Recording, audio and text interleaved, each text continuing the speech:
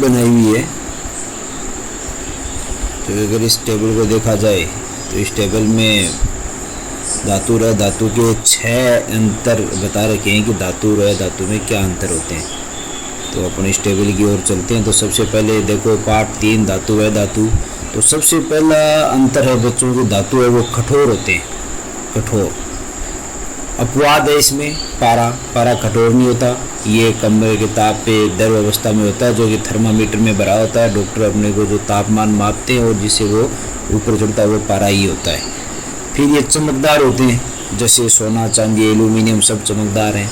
ये धातु के बारे में है। उसी प्रकार अधातु है कठोर चमकदार नहीं होते हैं। जैसे सभी गैसें क्लोरीन ब्रोमीन आदि, ये कोई गैस चमकदार नहीं होती, दिखाई भी नहीं देती लेकिन चमकदार भी नहीं होती हैं। और अधातु को लकड़ी भी उदाहरण दे सकते हैं अपन, प्लास्टिक है, ये चमकदार नहीं होती। उसी प्रकार दूसरा अंतर है विद्युत के सुचालक होते हैं। सभी धातुएं विद्युत की सुचालक होती है। जैसे तांबा एल्यूमिनियम सोना चांदी, ये सारे के सारे विद्युत के सुचालक हैं। अर्थात इसमें अगर करंट के लगा दिया जाए, लाइट के विद्युत के लगा दिया जाए तो करंट आ सकता है। इसलिए इससे सावधान रहना चाहिए धातुओं से बच्चों।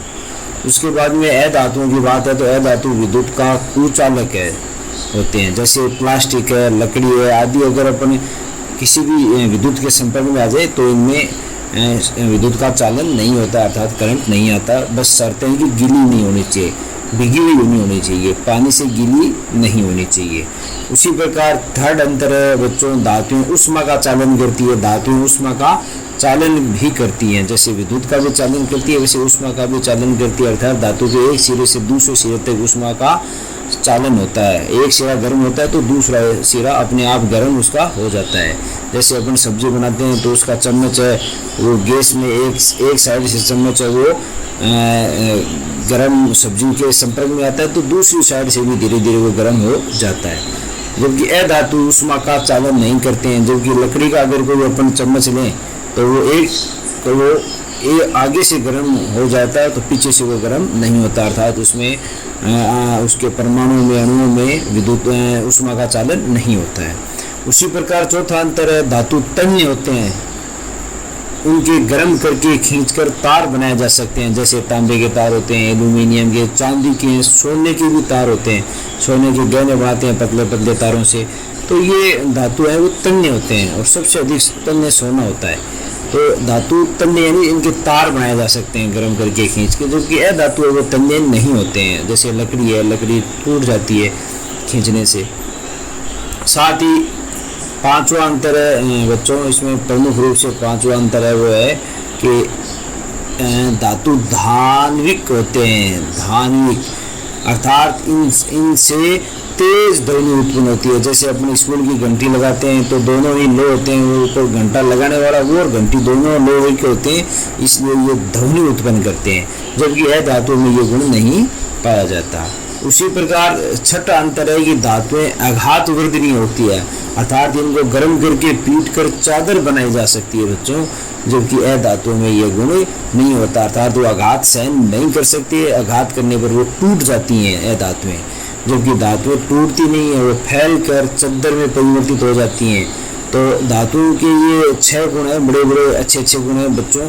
धातु और अधातु में आ जाए तो इसका आप स्क्रीनशॉट ले सकते हो और ये स्क्रीनशॉट लेके इस गुणों के बारे में आप बता सकते हो। धातु और अधातु के गुण हैं ये 6 बहुत ही। एक तो धातु कठोर होता है, अधातु कठोर नहीं होता है। धातु विद्युत के सुचालक होते हैं, अधातु विद्युत का कुचालक होता है। धातु उष्मा का चालन करती है, अधातु उष्मा का चालन नहीं करती हैं। धातुएं तन्य होती हैं, अधातुएं तन्य नहीं होती है। धातुएं धान्विक होती हैं, अधातुएं धान्विक नहीं होती। धातुएं आघात वर्धनीय होती है, अधातुओं में ये गुण नहीं होता है। इसके बाद अपनी किताब में चलते हैं बच्चों। किताब में धातु है धातु के बारे में ये गुण किताब में भी बता रखे हैं अपने सब के सब। तो अपन 1 बाय 1 किताब में भी इस को पढ़ेंगे। सबसे पहले देखते हैं धातु और अधातु के बारे में किताब में। भौतिक गुण धर्म धातुओं के। तो धातुओं के भौतिक गुण धर्म में देखो धातु कौन कौन सी है। आयरन आयरन का सूत्र बच्चों Fe प्रतीक Fe होता है, कॉपर का Cu होता है, एल्यूमिनियम का Al होता है। ये मैंने कुछ प्रतीक उतारे गए। ये जो धातु हैं वो है सारे धातुओं के उदाहरण है। मैग्नीशियम की धातु है उसका Mg उदाहरण है, सोडियम धातु है उसका Na उदाहरण है, लेड धातु है उसका Pb मतलब प्रतीक है, और जिंक का Zn ये प्रतीक होते हैं। ये धातुएं सभी धातुओं के उदाहरण और उनके प्रतीक भी लिख रखे हैं। अब सबसे पहला गुण धातु में बता रखा है कि धात्विक चमक, धातुओं में चमक होती है, जो अपने अभी चर्चा की थी सारणी में, जैसे Au यानी सोना, ओरम और अर्जेंटाइन चांदी Ag, तो ये दोनों में चमक पाई जाती है, इसलिए इनका विशेष गुण होता है धातुओं में कि इनमें चमक होती है। ये पहला गुण जो इसमें किताब में बता रखा है। फिर कुछ धातुएं, सामान्यतः धातुएं कठोर होती हैं, लेकिन कुछ धातुएं जैसे सोडियम और पोटेशियम ये मुलायम होती हैं, अर्थात इनको चाकू से काटा जा सकता है। इन धातुओं को किससे बच्चों? चाकू से आसानी से काटा जा सकता है। ये मुलायम होती हैं, इसलिए अपन इसको आसानी से चाकू से काट सकते हैं। तो ये भी धातु के बारे में है कि धातु को चाकू से भी काटा जा सकता है। ये मुलायम होती है और इनको चाकू की सहायता से काटा जा सकता है। ये देखो जैसे यहाँ लिख रखा है कि इधर चाकू से काटा जा सकता है। ये दो धातुएं, एक तो पोटेशियम और एक सोडियम, ये मुलायम होती है, इन्हें चाकू से आसानी से अपन काट सकते हैं। और उसके बाद में अगर अपन आगे देखें तो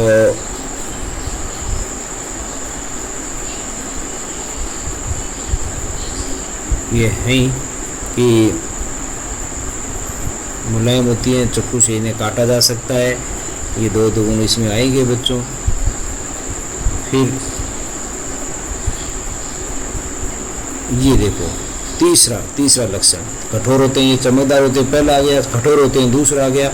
तीसरा लक्षण इसमें क्या है बच्चों कि ये आघात वर्धनीय होती है, अर्थात इन्हें पीट कर क्या बनाया जा सकता है? इन्हें पीट कर पतली चादर बनाई जा सकती है। ये आघात वर्धनीय हैं, यानी आघात सहन कर जाती हैं, आघात वर्धनीय होती हैं धातुएं, और ये आघात सहन कर जाती हैं। ये इसका बहुत ही महत्वपूर्ण गुण है कि ये आघात वर्धनीय है। तो इसके ऐसे अपन धातुओं के बारे में कि ये आघात वर्धनीय है। उसी प्रकार इनको और भी अपन इसमें देख सकते हैं कि धातुओं में क्या क्या लक्षण होते हैं कि ये आघात वर्धनीय होगी। उसके बाद में नंबर चौथा है बच्चों इसमें कि धातुएं तन्य होती हैं, तन्य। चौथा, धातुएं तन्य होती है, अर्थात सोना सबसे अधिक तन्य, अभी मैंने जिक्र किया था Au यानी सोना, ये सबसे अधिक तन्य है, अर्थात सोने का सबसे अधिक गर्म करके इसके तार बनाए जा सकते हैं। सबसे अधिक तन्यता के लक्षण किसमें पाए जाते हैं? सोने में पाए जाते हैं। तो ये मोस्ट है बच्चों की सबसे अधिक तन्यता का लक्षण किसमें पाया जाता है? सोने में पाया जाता है। तो सोना सबसे अधिक तन्य होता है। और भी धातु होती है, चांदी भी होती है ना, लोहा भी होता है, तांबा होता है, एल्यूमिनियम होता है, इनके सब ये तार बनाए जाते हैं। लेकिन इनमें सब में से तन्यता के लक्षण किस में ज़्यादा होते हैं? सोने में सबसे ज़्यादा तन्यता के लक्षण बच्चों पाए जाते हैं, इसलिए सोना सबसे अधिक तन्य होता है। तो ये धातुओं का चौथा लक्षण आ गया कि धातुएं तन्य होती हैं। उसके बाद में धातुओं का अगला पांचवा गुण है कि ये धातुएं उष्मा का सुचालक होती हैं, धातुएं उष्मा का सुचालक होती हैं। तो ये देखो जैसे ये धातु है बच्चों, इसको अपन यहाँ से गर्म करेंगे, इस धातु को अपन अगर यहाँ से गर्म करेंगे तो इसमें उष्मा का चालन होगा, इससे ये अगले अगले परमाणु को देते देते देते ऐसे गर्म होता जाएगा, धीरे धीरे गर्म होता होता यहाँ पर भी वो क्या हो जाएगा? गर्म हो जाएगा। तो तार का खुला सिरा, पिन, मोम या मोम लगा रखी है तो ये मोम पिघलना स्टार्ट हो जाएगी बच्चों, क्योंकि ये गर्म होगा, गर्म होने से ये मोम पिघलेगी, पिघलने से तो मोम नीचे गिरना स्टार्ट हो जाएगी। इससे ये सिद्ध होता है कि धातुओं में उष्मा का संचालन होता है। और दूसरा अपन ये भी देख सकते हैं, सिद्ध करने के लिए अपन यहाँ हाथ लगा के देख सकते हैं। अपना हाथ लगाते हुए गर्म होगा, इसका मतलब अपन गर्म तो यहाँ से कर रहे हैं, फिर यहाँ से गर्म कैसे हो गया? तो ये तभी हुआ जब यहाँ के परमाणुओं ने गर्म होकर अगले परमाणु को उष्मा दी, इसने अपने अगले परमाणु को उष्मा दी, इसने इसको उष्मा दी, इसने इसको उष्मा दी। इस प्रकार उष्मा आगे से आगे चलती गई, यानी चालन होता गया उष्मा का। इस प्रकार धातुएं उष्मा का चालन करती है बच्चों। ये इसकी विशेषता है धातुओं की कि ये उष्मा का चालन करती हैं। उसके बाद में आगे अपन तो पांचवा लक्षण हो गया धातुएं उष्मा का चालन करती हैं। तो धातुएं उष्मा का चालन करती हैं, ये हो गया। फिर उसके बाद में अपन आगे देखें तो इसमें बच्चों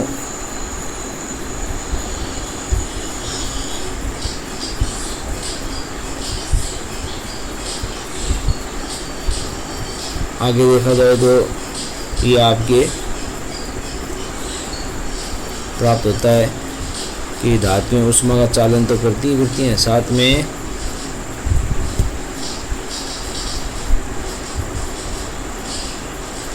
इसको थोड़ा सेट कर लेते हैं। धातुएं उष्मा का चालन करती हैं। उसके बाद धातुएं मतलब जब भी अपन अगर किसी अपन कह सकते हैं कि अगर कोई लकड़ी का बर्तन, लकड़ी की यहाँ चम्मच ले लें, अगर लकड़ी को यहाँ पर गर्म करें बच्चों, लकड़ी को, तो लकड़ी आगे गर्म नहीं होगी, लकड़ी यहाँ से गर्म होती जाएगी, जल जाएगी, लेकिन लकड़ी यहाँ से गर्म नहीं होगी क्योंकि वो अधातु है और अधातु उष्मा का चालन नहीं करती है। हाँ, अब उस पांचवा लक्षण जो उष्मा का सुचालक है वो अपन इस प्रयोग से देख ही रहे हैं। ये प्रयोग यही दिखा रहा है कि उष्मा का सुचालक है धातु। लेकिन धातुओं में भी सबसे अधिक उष्मा का सुचालक दो होते हैं, सिल्वर और कॉपर। ये दोनों सबसे अधिक उष्मा का सुचालक होते हैं, सिल्वर और कॉपर। और इन दोनों में भी अगर देखा जाए तो चांदी यानी सिल्वर उष्मा का सबसे अधिक चालन करता है। तो ये भी एक बहुत बड़ी बात हुई। तन्यता का लक्षण सबसे अधिक सोने में पाया जाता है, जबकि उष्मा सुचालकता का सबसे अधिक गुण किस धातु में पाया जाता है बच्चों? चांदी में पाया जाता है, सिल्वर में पाया जाता है। ठीक है, तो धातुएं विद्युत का उष्मा का भी चालन करती है। ये इसका 5 नंबर लक्षण हो गया धातुओं का, जो है धातुओं में नहीं पाया जाता। उसी प्रकार 6 नंबर इसका अभिलाक्षण गुण है कि धातुएं विद्युत का भी चालन करती है, जबकि धातुएं अधातुएं विद्युत का चालन नहीं करती है। इसको कैसे पता लगाते हैं बच्चों? प्रयोग से देखो, एक तरफ बैटरी ले ली, बैटरी के एक तरफ तार जोड़ दिया, तार की तरफ ये एक लोहे की क्लिप लगा दी, और इधर भी अपन ने बल्ब लगा दिया, इधर भी तार के लगा के लोहे की क्लिप लगा दी। अब इन दोनों को जोड़ते ही इसमें धारा बहने लग जाएगी, और धारा इन दोनों ये बल्ब की भी क्या लगे हुए हैं बच्चों? जो बल्ब है उसके भी ये लोहे के क्लिप लगी हुई है। अब अगर लोहे यानी लोहा को क्या हो गया? लोहा धातु हो गया, ये लोहा धातु है, ये लोहा भी धातु है। तो अगर इसमें से करंट इधर से आके इधर बह गया, बल्ब जल गया, इसका मतलब धातुओं में करंट मतलब लाइट है वो विद्युत है, आगे चलती है, चली आगे विद्युत गई इसके माध्यम से, तभी तो बच्चों बल्ब जला, तभी तो ये बल्ब जला। इसलिए अगर धातुएं विद्युत का चालन करेगी तभी ये इससे होती हुई बल्ब के पास आएगी और बल्ब को जलाएगी। लेकिन अगर इनकी जगह बच्चों लकड़ी की क्लिप लगा दी जाए, यहाँ पर अगर लकड़ी की क्लिप लगा दी जाए तो ये बल्ब नहीं जलेगा, क्योंकि लकड़ी अधातु होती है और वो विद्युत का चालन नहीं करती। तो अपन ने यहाँ धातु ले लिया तो ये पता चल जाएगा यहाँ पर धातु, इन दोनों धातुओं को जोड़ेंगे तब तो बल्ब जल जाएगा। और इनकी जगह अगर लकड़ी ले लें, लकड़ी की क्लिप लेके जोड़ देंगे तो ये बल्ब नहीं जलेगा। तो इससे पता चल जाएगा कि धातु वो विद्युत का चालन करती है, जबकि अधातु वो विद्युत का चालन नहीं करती।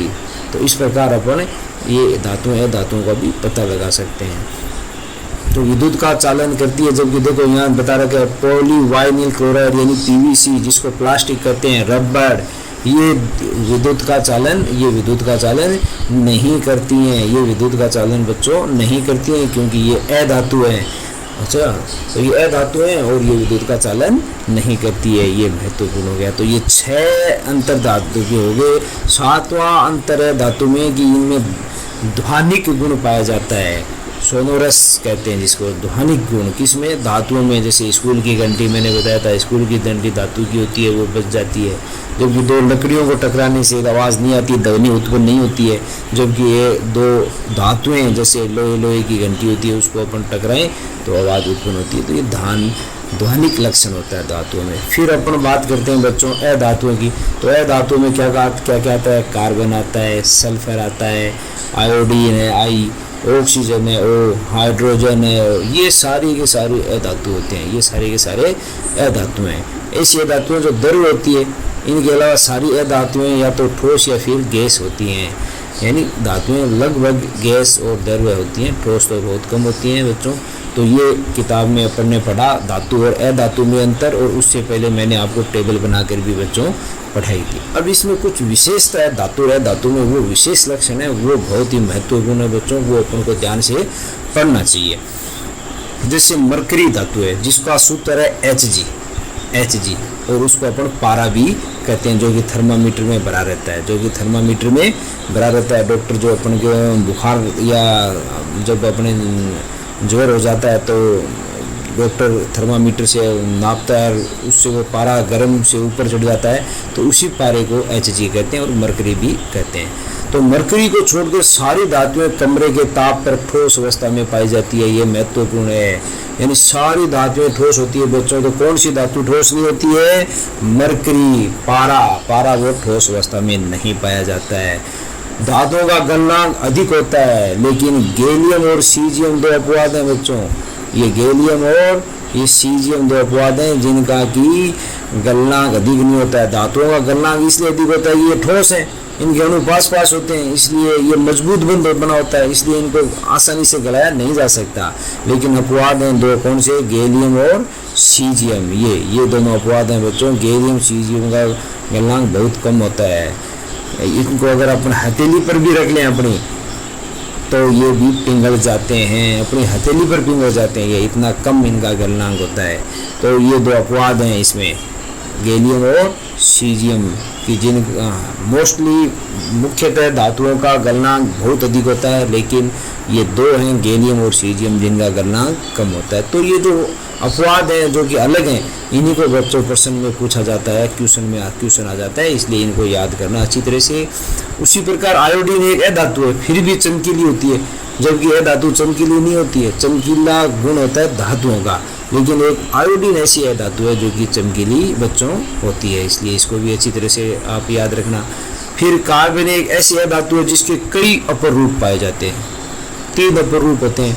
प्रकृति में सबसे कठोर प्राकृतिक पदार्थ है वो कार्बन का अपर रूप हीरा है। हीरा वैसे तो कठोर सब धातु होते हैं, लेकिन कार्बन का एक अपर रूप ऐसा है हीरा, जो कि प्रकृति में सबसे अधिक कठोर होता है, और इनका गलनांक क्वथनांक भी बहुत अधिक होता है, क्योंकि कठोर होगा तो गलनांक क्वथनांक भी अधिक होगा। दूसरा इसका अपर रूप और भी है, जैसे ग्रेफाइट है, कोयला है, ये है। लेकिन इसमें सबसे महत्वपूर्ण कौन सा है? कार्बन का अपर रूप हीरा है, जिसका जो कि सबसे अधिक कठोर होता है। ये सबसे कठोर प्राकृतिक पदार्थ है, सबसे कठोर प्राकृतिक पदार्थ है। तो ये भी एक बहुत बड़ा क्वेश्चन है कि सबसे कठोर प्राकृतिक पदार्थ कौन सा है? तो बच्चों कौन सा है? हीरा है।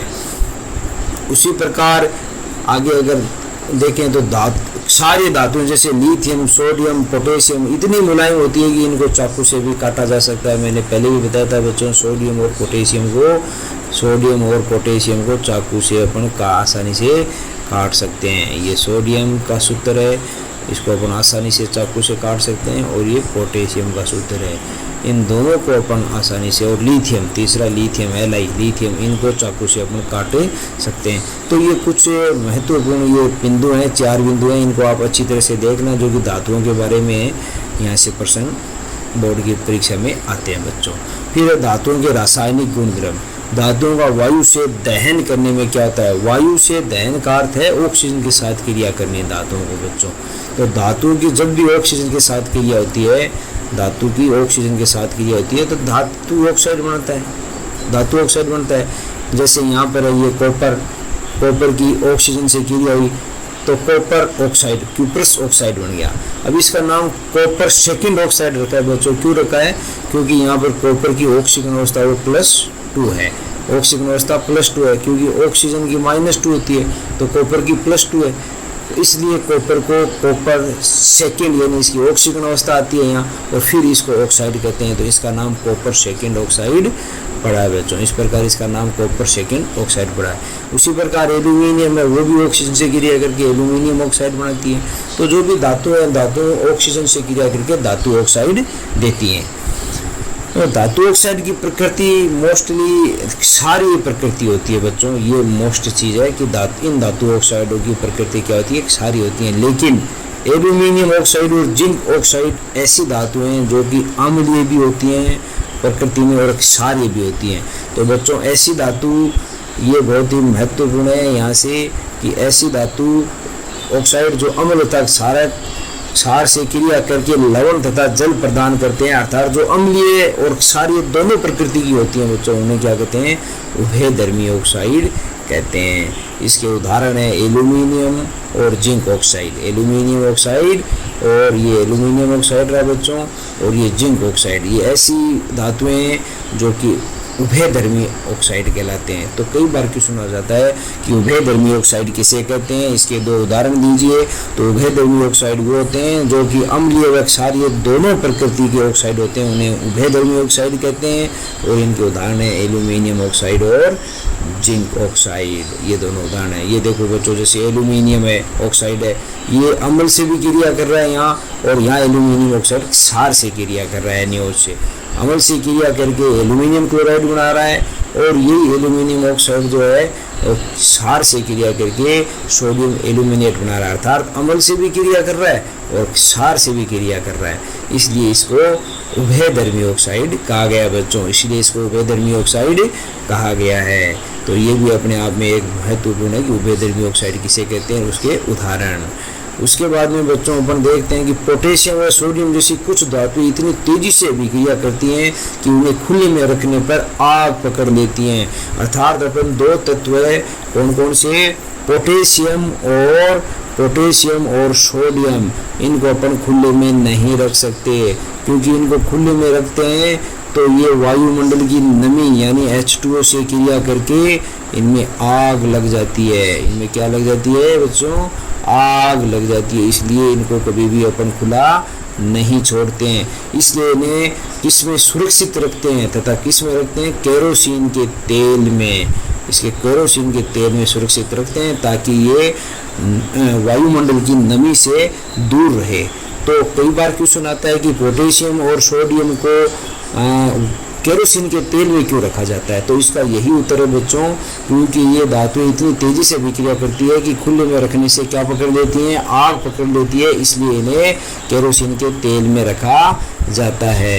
तो ये एक महत्वपूर्ण क्वेश्चन बन गया अपने, और ये बोर्ड में भी कई बार आ जाता है और पीछे अभ्यास प्रश्नों में भी आपके ये प्रश्न दे रखा है। उसके बाद में सामान्य ताप पर मैग्नीशियम, एल्यूमिनियम, जिंक, लेड आदि धातुएं जैसी धातुओं की सतह पर ऑक्साइड की परत चढ़ जाती है। सामान्य ताप पर जैसे मैग्नीशियम है, एल्यूमिनियम है, जिंक है, लेड पर ऑक्साइड की परत चढ़ जाती है, और इस परत चढ़ने से धातु को पुनः ऑक्सीकरण से सुरक्षित रखती है। ये परत है वो इन धातुओं को पुनः ऑक्सीकृत होने से सुरक्षित रखती है। तो ये भी एक महत्वपूर्ण क्वेश्चन है कि इन धातुओं पर ऑक्सीकृत क्यों नहीं, ऑक्सीकरण आसानी से इनका क्यों नहीं होता है? क्योंकि इन पर ऑक्साइड की एक परत चढ़ जाती है जिससे इनको ऑक्सीकरण में सुरक्षित रखती है। वो परत इसको पुनः ऑक्सीकरण में सुरक्षित रखती है। उसके बाद आगे अपन बच्चों चलते हैं किताब में, और ये जैसे प्रयोग बता रखा है, धातुएं जब जल के साथ विक्रिया करती है तो क्या होता है? अर्थात ये धातु है, जल से भीगा कांच का तंतु, ठीक है, कांच का तंतु है, क्वथनली है, ये धातु, यहाँ पर धातु रख रखा है, ये धातु है, और यहाँ से निकलता हुआ इस धातु की जल से क्रिया करने, यहाँ जल है, भीगा कांच का ये मुराद है, इसको गर्म करेंगे, जल की भाप बनेगी तो ये धातु के साथ जल क्रिया करेगा, क्रिया करके H2 गैस देता है बच्चों, तो ये यहाँ से निकलते हुए H2 गैस बाहर निकल जाती है। तो धातु पर भाप की क्रिया, ये देखो समझा रखा है, धातु पर भाप की क्रिया। भाप क्यों? क्योंकि इसमें जल है, कांच के तंतु में, ये गर्म करेंगे तो भाप बनेगी, भाप और धातु क्रिया करेंगे, क्रिया करने पर H2 गैस देते हैं, हाइड्रोजन गैस मुक्त करते हैं। तो ये एक महत्वपूर्ण अभिक्रिया है, और ये आगे भी देखो बच्चों दिखा रखी है, यहाँ भी अपन ने किताब में शो कर रखी है कि जब जल के साथ अभिक्रिया करके धातुओं हाइड्रोजन गैस तथा धातु ऑक्साइड उत्पन्न करते हैं। हाँ, तो धातु और जल के साथ अभिक्रिया करेंगे तो जल में H2O ऑक्सीजन होता है, उस ऑक्सीजन के साथ तो क्रिया करके धातु ऑक्साइड बना लेते हैं, और हाइड्रोजन गैस बाहर बच्चों निकल जाती है। तो ये भी महत्वपूर्ण है कि धातुएं जल के साथ क्रिया करके कौन सी गैस निकालते हैं? हाइड्रोजन गैस निकालते हैं। अब ये जो हाइड्रोजन गैस निकलती है धातुओं की, जैसे ये धातु है पोटेशियम है, सोडियम है, ये H2O जल के साथ क्रिया कर रही है, तो ये KOH बना दी, धातु ऑक्साइड बनाता है, वो हाइड्रोक्साइड बना रहा है, ये धातु हाइड्रोक्साइड बना रहा है, ठीक है। इसके साथ H2 गैस भी निकल रही है, ये H2 गैस रही, इसके साथ साथ ऊष्मा निकलती है, ये बहुत महत्वपूर्ण है, ऊर्जा भी निकलती है, इस SN अभिक्रिया में ऊर्जा भी निकलती है। और बच्चों मैंने पहले ही आपको पढ़ाया था पिछले चैप्टर में कि ऐसी अभिक्रिया जिसमें ऊर्जा निकलती है उसमें कौन सी अभिक्रिया कहते हैं, ऊष्माक्षेपी अभिक्रिया कहते हैं। उसको कौन सी अभिक्रिया कहते हैं, ऊष्माक्षेपी अभिक्रिया करते हैं। तो जिस अभिक्रिया में ऊर्जा निकलती है उसको ऊष्माक्षेपी अभिक्रिया कहते हैं। जल के साथ कैल्शियम की अभिक्रिया थोड़ी धीमी होती है, उत्सर्जित ऊष्मा हाइड्रोजन के प्रज्वलन होने में पर्याप्त नहीं है, यानी ये हाइड्रोजन को प्रज्वलित नहीं कर सकती क्योंकि धीमी होती है। क्योंकि उपरोक्त अभिक्रिया में उत्पन्न हाइड्रोजन गैस के बुलबुले कैल्शियम धातु की सतह पर चिपक जाते हैं तथा कैल्शियम तैरना आरंभ कर देता है। तो कई बार क्वेश्चन आता है कि कैल्शियम है वो जल में तैरता क्यों है, जब इसकी अभिक्रिया जल के साथ कराते हैं तो ये जल में तैरने क्यों लग जाता है। तो बच्चों ये कैल्शियम और मैग्नीशियम भी तैरता है बच्चों, ये इसका सबसे बड़ा कारण यही है, यही उत्तर है इसका, कि जो गैस के हाइड्रोजन गैस के बुलबुले निकलते हैं वो उस कैल्शियम के चारों तरफ चिपक जाते हैं, जिससे कैल्शियम हवादार हल्का हो जाता है और वो जल के ऊपर तैरने लग जाता है। उसी प्रकार मैग्नीशियम भी जब जल के शीतल जल के साथ अभिक्रिया नहीं करता है और जब गर्म जल करते हैं तो ये हाइड्रोजन के साथ अभिक्रिया करके वो भी जल में तैरने लग जाता है। तो ये दो धातु हैं बच्चों, एक तो कैल्शियम और मैग्नीशियम जब जल के साथ अभिक्रिया करते हैं तो कैल्शियम हाइड्रोक्साइड और मैग्नीशियम हाइड्रोक्साइड बनता है और ये जल में ऊपर तैरने लग जाते हैं। तो ये भी एक क्वेश्चन का उत्तर हो गया कि कैल्शियम और मैग्नीशियम के जो हैं वो जल से क्रिया करके जो हाइड्रोक्साइड बनता है वो जल में ऊपर क्यों तैरने लग जाता है, जबकि और धातुओं में तो नहीं ऐसा होता। इसमें इसलिए होता है कि ये जो हाइड्रोजन गैस बनती है वो बड़ी धीमी गति से बनती है, ये तो इसके प्रज्वलित होने के लिए पर्याप्त नहीं है, हाइड्रोजन गैस को प्रज्वलित नहीं कर सकती, इसलिए हाइड्रोजन गैस कहाँ चिपक जाती है, कैल्शियम के चारों तरफ चिपक जाती है और चिपक कर उसको पानी में ऊपर तैरने में मदद करती है। फिर बच्चों एल्यूमिनियम, आयरन व जिंक जैसी धातुएं न तो शीतल जल के साथ और न ही गर्म जल के साथ अभिक्रिया करती है, अर्थात ये धातुएं न तो लेकिन भाप के साथ अभिक्रिया कर जाती है। तो ये कुछ अलग अलग कंडीशनें हैं धातुओं की, लेकिन वो मोटी मोटी बात बच्चों यही है कि धातुएं हैं वो जल के साथ क्रिया करके धातु ऑक्साइड या हाइड्रोक्साइड बनाती हैं और साथ में हाइड्रोजन गैस मुक्त करती हैं। इसमें कैल्शियम जो हाइड्रोक्साइड है और मैग्नीशियम जो हाइड्रोक्साइड है वो जल में क्यों तैरने लग जाते हैं, ये महत्वपूर्ण प्रश्न है, इसको अच्छी तरह से तैयार करना। फिर क्या होता है जब धातुएं अम्लों के साथ अभिक्रिया करती है, ये अपन पहले भी पढ़ चुके हैं। धातु अम्ल के साथ क्रिया करके लवण और हाइड्रोजन गैस देते हैं, इसका प्रयोग से अपन पढ़ चुके हैं पहले अध्याय में। अम्ल और क्षार में धातुओं की क्रिया को अपन ने बहुत ही अच्छी तरह से पढ़ा है बच्चों। उसके बाद में जो महत्वपूर्ण प्रश्न बनता है बच्चों ये है कि जब धातुएं नाइट्रिक अम्ल के साथ अभिक्रिया करती है तब हाइड्रोजन गैस उत्सर्जित नहीं होती है, जबकि सभी अम्लों के साथ धातुएं क्रिया करके हाइड्रोजन गैस देती हैं। तो फिर नाइट्रिक अम्ल के साथ क्रिया करके हाइड्रोजन गैस क्यों नहीं देती। तो ये मोस्ट प्रश्न हो गया बच्चों, ये बहुत ही महत्वपूर्ण प्रश्न हो गया। अब इसका उत्तर क्या है ये देखो, क्योंकि HNO3 एक प्रबल ऑक्सीकारक होता है जो उत्पन्न H2 को ऑक्सीकृत करके जल में परिवर्तित कर देता है। जो हाइड्रोजन गैस उत्पन्न तो होती है इसमें भी, लेकिन वो बाहर नहीं निकलती बच्चों, क्योंकि HNO3 एक प्रबल ऑक्सीकारक है, वो हाइड्रोजन को ऑक्सीजन देके और उसको किस में परिवर्तित कर देता है, जल में परिवर्तित कर देता है, इसलिए वो हाइड्रोजन गैस बाहर निकलती नहीं है जब धातु HNO3 अम्ल के साथ क्रिया करते हैं। बाकी जैसे सल्फ्यूरिक अम्ल के साथ क्रिया करेंगे, हाइड्रोक्लोरिक अम्ल के साथ क्रिया करेंगे, एसिटिक अम्ल के साथ क्रिया करेंगे तो हाइड्रोजन गैस मुक्त होगी, लेकिन HNO3 नाइट्रिक अम्ल के साथ क्रिया करने से हाइड्रोजन गैस मुक्त नहीं होगी, क्योंकि ये जो हाइड्रोजन गैस निकलती है उसमें उसको ये ऑक्सीकृत कर देता है, ऑक्सीजन देके जल में परिवर्तित कर देता है, तो हाइड्रोजन गैस बचेगी नहीं, इसलिए इसके साथ हाइड्रोजन गैस नहीं निकलती है। फिर एक है कि बुलबुले बनने की दर मैग्नीशियम के साथ सबसे अधिक थी, यानी अपने अलग अलग के साथ की धातुओं के साथ क्रिया कराई, उसमें मैग्नीशियम, एल्यूमिनियम, जिंक और फेरिक था। उसमें मैग्नीशियम के साथ धातुओं की क्रिया, मैग्नीशियम के साथ अम्ल की क्रिया करने में जो H2 गैस निकली, अर्थात जो बुलबुले H2 गैस के बनते हैं, तो बुलबुले बनने की क्रिया मैग्नीशियम के साथ सबसे ज़्यादा थी। उसके बाद में एल्यूमिनियम में सबसे थोड़ी सी कम थी, मैग्नीशियम, जिंक में उससे कम थी और फेरिक में उससे कम थी। इससे ये सिद्ध होता है कि यह अभिक्रिया सबसे ऊष्माक्षेपी तो ये अभिक्रिया होती हैं, और इससे ये सिद्ध होता है कि मैग्नीशियम सबसे अधिक क्रियाशील था। इसलिए ये क्रियाशीलता की श्रेणी बना रखी है कि मैग्नीशियम सबसे अधिक क्रियाशील हो गया, उससे कम एल्यूमिनियम, फिर जिंक, फिर फेरिक और फिर कॉपर की स्थिति आती है। अर्थात ये इस प्रकार से अभिक्रियाशीलता है इन धातुओं की।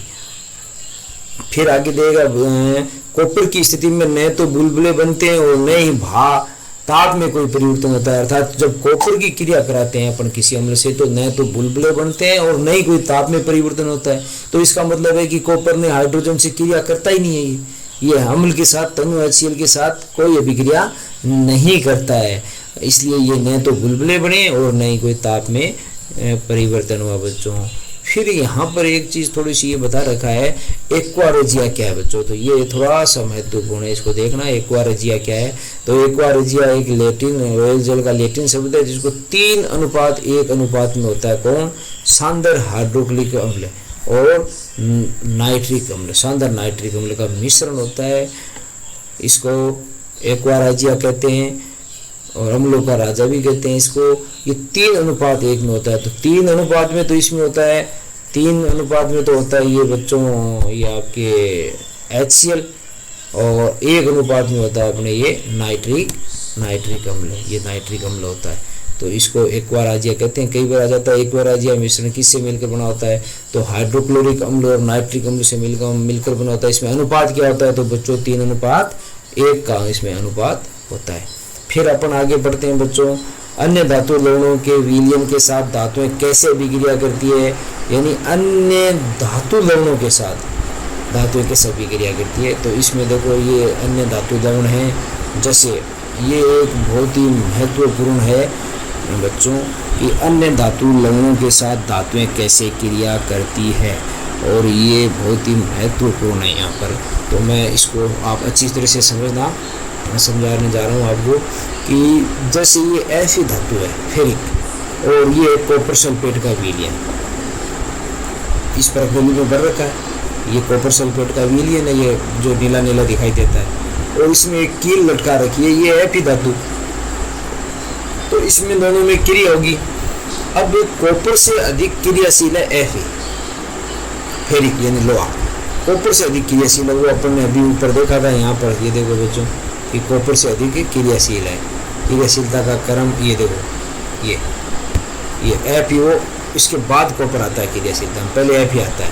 तो Fe कॉपर से अधिक क्रियाशील है।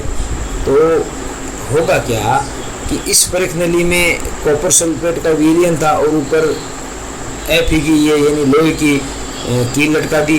तो Fe अधिक क्रियाशील होने की वजह से ये कॉपर को यहाँ से प्रतिस्थापित कर देगा, विलयन से हटा देगा, और फेरिक और सल्फेट मिलकर क्या बना लेंगे, फेरस सल्फेट बना लेंगे। यहाँ पर क्या बना लेंगे, फेरस से सल्फेट, और कॉपर को यहाँ से निकाल दिएगा, कॉपर को निकाल के अलग कर देगा।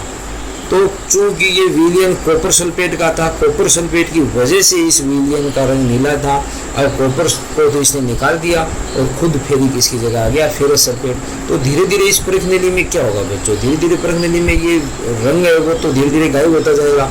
और जो ये लोहे की कील है, ये लोहे की जो कील थी, इसमें भी एक विशेष परिवर्तन क्या आएगा, ये लोहे की कील पर ऊपर तांबा जमता जाएगा। क्यों? क्योंकि इस विलयन में जो कॉपर था उसको इसने निकाल दिया, तो कॉपर कहाँ जाएगा, कॉपर इस पर, इसके ऊपर कील पर जमता जाएगा, विलयन से निकल के कील पर जमता जाएगा बच्चों। तो इसका मतलब ये जो कील पहले किसकी थी, लोहे की थी, वो तांबे की बन जाएगी, इस पर तांबे की परत चढ़ जाती है। तो इस प्रकार लोहे की कील है पर तांबे की परत, ये जो तांबा निकाला इसने, इस लोहे ने यहाँ पर ये फेरिक है, फेरस है, वो इसकी जगह आ गया लोहा, और फेरस सल्फेट बना दिया, और ये तांबा निकल के यहाँ आ गया, निकाल दिया फेरस ने, क्योंकि ये फेरस धातु है इससे अधिक क्रियाशील थी, इसलिए ये तांबा कहाँ आया, ये तांबा ये कील पर जमता गया, जो यहाँ यहाँ दिखा रखा है स्केल पे, इस विलियन से निकल के कील पर जम जाएगा और विलियन में कॉपर की जगह क्या आ जाएगा, फेरस सल्फेट आता जाएगा। जस्ट इसकी उल्टा करते हैं। उल्टा क्या करते हैं बच्चों, देखो यहाँ पर फेरस देखो ये अधिक क्रियाशील है, कॉपर से अधिक क्रियाशील है, इसलिए ये फेरस ने इस कॉपर को विस्थापित कर दिया। अब कॉपर का तो लेते हैं बच्चों कील, कॉपर की तो कील ले लेते हैं, और फेरस सल्फेट का ये फेरस सल्फेट, इसका इसमें विलियन अपन ने भर लिया। फेरस सल्फेट का तो विलियन भर लिया और कॉपर की ले ली कील। अब क्या होगा, अब ये और देखना। तो बच्चों चूंकि फेरस सल्फेट विलियन है, कॉपर है, ये कॉपर कम क्रियाशील है, किससे, फेरस से, इस फेरस से कम क्रियाशील है, इसलिए ये कॉपर इसको प्रतिस्थापित नहीं कर पाएगा इस विलियन में से, अर्थात ये फेरस सल्फेट में से फेरस की जगह कॉपर नहीं आ सकता। क्यों नहीं आ सकता बच्चों, क्योंकि कॉपर है वो कम क्रियाशील है, फेरस ज़्यादा क्रियाशील है, इसलिए ये यहाँ इसको प्रतिस्थापित नहीं कर सकेगा, इसलिए कोई अभिक्रिया नहीं होगी, अर्थात इस परख नली में कुछ भी नहीं होगा, किसी भी प्रकार की अभिक्रिया इसमें किसी भी प्रकार की अभिक्रिया नहीं होगी। और जैसे अपन ने इस पे देखा था कि इसमें जो कॉपर सल्फेट था विलियन का, वो कॉपर इस कील पर जम गया था, लेकिन यहाँ कॉपर की कील पर लोहा नहीं जमेगा बच्चों, लोहा नहीं जमेगा। क्यों नहीं जमेगा, क्योंकि इस विलियन फेरस सल्फेट में से कॉपर में इतनी क्षमता नहीं है कि वो फेरस यानी लोहे को विलियन में से निकाल दे बाहर और वो यहाँ आकर जम जाए। क्यों, क्योंकि कॉपर है वो फेरस से कम क्रियाशील है, फेरस कॉपर से ज़्यादा क्रियाशील है, तो ये कम क्रियाशील वाला ज़्यादा क्रियाशील को प्रतिस्थापित नहीं कर सकता, यही प्रमुख बात है। तो अगर फेरस सल्फेट के विलियन में कॉपर को मिला दिए, कॉपर की कील डाल दी जाए तो अभिक्रिया नहीं होगी, कुछ भी नहीं होगा। लेकिन अगर कॉपर सल्फेट के विलियन में लोहे की कील डाल दी जाए तो ये इसको प्रतिस्थापित कर देगा और लोहे की कील पर क्या जम जाएगा बच्चों, कॉपर जम जाएगा। तो ये एक महत्वपूर्ण प्रयोग है और ये इन तत्वों की, धातुओं की अभिक्रियाशीलता पर निर्भर है सारा का सारा। तो ये जैसे यहाँ बता रखा है बच्चों, अभिक्रियाशील धातु अपने से कम अभिक्रियाशील धातु को उसके यौगिक के विलयन या गलित अवस्था में विस्थापित कर देता है। यानी अधिक क्रियाशील धातु है वो कम क्रियाशील धातु को उसके यौगिक में से निकाल देता है, उसके यौगिक में से। ये अधिक क्रियाशील धातु कम क्रियाशील धातु को उसके यौगिक में से निकाल देता है और विस्थापित कर देता है। तो ये अपन ने बहुत ही महत्वपूर्ण यहाँ पढ़ी बच्चों बात कि किस प्रकार की अभिक्रिया होती है, कौन विस्थापित कर सकता है, किस पर मतलब परत चढ़ सकती है, किस पे नहीं चढ़ सकती। जैसे यहाँ तांबे पर लोहे की परत नहीं चढ़ सकती, जबकि लोहे पर तांबे की परत चढ़ जाती है, क्योंकि ये सब के सब धातुओं की क्रियाशीलता पर निर्भर है। इसलिए इसको ध्यान से पढ़ना बच्चों। जैसे यहाँ पर भी समझा रखा है, यहाँ पर समझा रखा है बच्चों, जैसे ए धातु है वो अधिक क्रियाशील है, बी धातु है वो कम क्रियाशील है, इसलिए ए धातु बी को प्रतिस्थापित कर देगा। ये बी का लवणीय विलयन है और धातु ए है। अब धातु ए अधिक क्रियाशील है तो बी इस लवणीय विलयन में से बी को प्रतिस्थापित कर देगा और बी ए का लवणीय विलयन बन जाएगा और बी निकल जाएगा।